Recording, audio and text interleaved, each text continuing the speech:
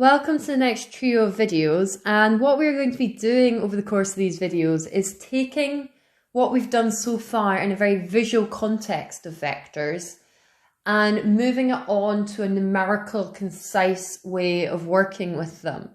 As you can see, I've got vector u and it has 4 along for every 3 it goes up. But if I was trying to do a problem with this where there were dozens of u's and I was having to draw it out before I could count, you could see how it could become quite cumbersome, and actually eventually it would become unmanageable if we didn't find a more concise way of working with it. The way we do this is called component form. And the component form of a vector is when we write it as a column vector.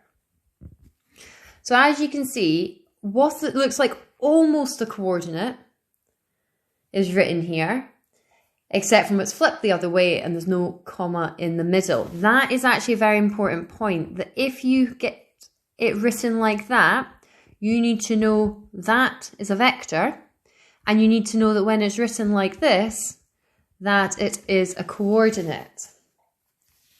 But actually, the x and the y stand for pretty similar things. Your x is still your horizontal, and your y is still your vertical. So there are some similarities here that will be in more depth in a later video.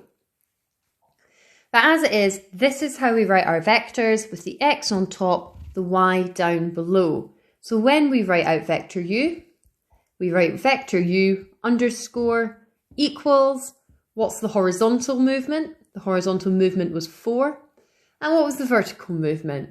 The vertical movement was 3. So that is how we write a vector in its component form. And it means that, as you'll see in the future videos, when you're multiplying and adding these vectors together, it saves a lot of time and a lot of stress to be working with them when they're in component form. The last thing I want to consider here is, what do we do if we have a vector such as this? Now, in maths, something going the opposite way, we start to think about our negatives, and that's exactly what we're going to do here. So let this be vector v, and we say that vector v is going back 4 and up 2. What's the difference between this vector and the one above? Well,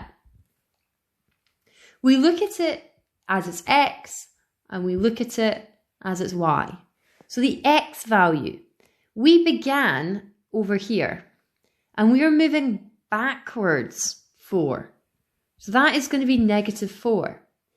In comparison, here, we started lower and moved up. So that is in the positive direction.